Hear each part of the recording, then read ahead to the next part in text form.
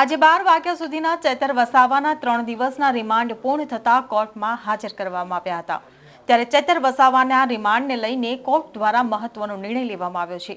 કોર્ટમાં શું થયું, પોલીસને રિમાન્ડ દરમિયાન શું મળ્યું અને કયો અગત્યનો નિર્ણય કોર્ટ દ્વારા લેવાયો તેની વાત કરીશું આ વિડીયોમાં। નમસ્કાર, હું હિરલ પરમાર અને આપ જોઈ રહ્યા છો નિર્ભય ન્યૂઝ।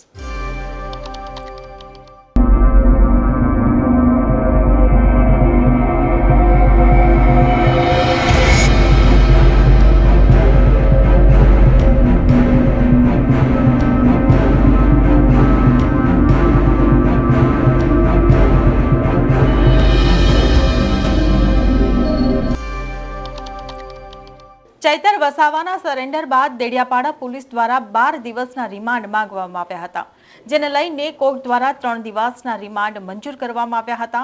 ત્યારે આ 3 દિવસ દરમિયાન ચૈતર વસાવાની એલસીબી દ્વારા પૂછપરછ હાથ ધરવામાં આવી હતી।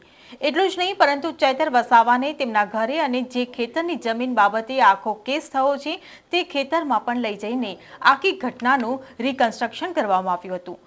ત્યારે પોલીસે આ 3 દિવસના ચૈતર વસાવા પાસેથી ખંડણીનો જે આરોપ હતો તે ખંડણીના 30,000 રૂપિયા કબજે કર્યા છે। જો કે આ સિવાય પોલીસને તપાસ દરમિયાન ખાસ કંઈ મળ્યું ન હતું કે ન તો એ પિસ્તોલ મળી કે જેનાથી હવામાં ફાયરિંગ કરવાનો ચૈતર વસાવા પર આરોપ છે। ત્યારે આજરોજ જ્યારે 12 વાગ્યા બાદ ચૈતર વસાવાના રિમાન્ડ પૂર્ણ થતાં આજે ફરીથી દેડિયાપાડા પોલીસ દ્વારા ચૈતર વસાવાને ફરીથી દેડિયાપાડા કોર્ટમાં રજૂ કરવામાં આવ્યા હતા। ત્યારે સુનાવણીમાં બંને પક્ષના વકીલો દ્વારા દલીલો કરવામાં આવી, જેમાં પોલીસે પિસ્તોલ કબજે કરવા માટે અને વધુ તપાસ અને પૂછપરછ કરવા માટે કોર્ટ પાસે વધુ 10 દિવસના ચૈતર વસાવાના રિમાન્ડની માંગણી કરી હતી, પરંતુ કોર્ટે રિમાન્ડ નામંજૂર કર્યા છે। ત્યારે હવે રિમાન્ડ નામંજૂર કરાતા ચૈતર વસાવાને હવે રાજપીપળાની સેન્ટ્રલ જેલમાં રહેવાનો વારો આવશે। શક્ય છે કે હવે ચૈતર વસાવાના જામીનની અરજી કરવાની પ્રક્રિયા હાથ ધરાશે અને ત્યારબાદ તેની પર સુનાવણી કરવામાં આવશે।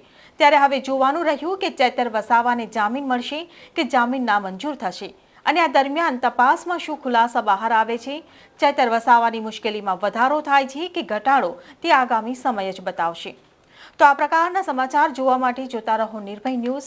જો વિડીયો પસંદ આવ્યો હોય તો વિડીયોને લાઇક, શેર અને અમારી ચેનલ નિર્ભય ન્યૂઝને સબસ્ક્રાઇબ કરવાનું ભૂલશો નહીં। આભાર।